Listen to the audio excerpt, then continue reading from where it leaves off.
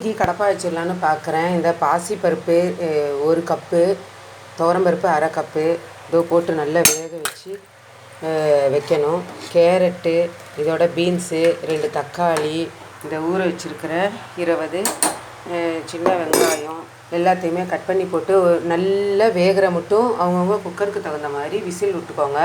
விட்டுட்டு அதுக்கப்புறம் தேங்காய், பச்சை மிளகா, சோம்பு, இஞ்சி, பொட்டுக்கடலை இதெல்லாம் நல்லா பூண்டு ஒரு 5-6 பல் இதெல்லாம் போட்டு நல்லா அரைச்சி இதில் ஊற்றினா Kumbakonam super special Kadapa ready. நான் இனிமேல் தான் தக்காளி போடணும், அதோ சின்ன வெங்காயம் போடணும், கேரட் ஒன்று கட் பண்ணி போட்டுட்டு பீன்ஸ் போடணும், தேங்காய், பொட்டுக்கடலை, பச்சை மிளகா, சோம்பு, பூண்டு, இஞ்சி வேணாம், பூண்டு இது எல்லாமே வேணால் துளீண்டு பட்டை கூட போட்டுக்கோங்க, அது சீக்ரெட் ஏஜென்ட்டு.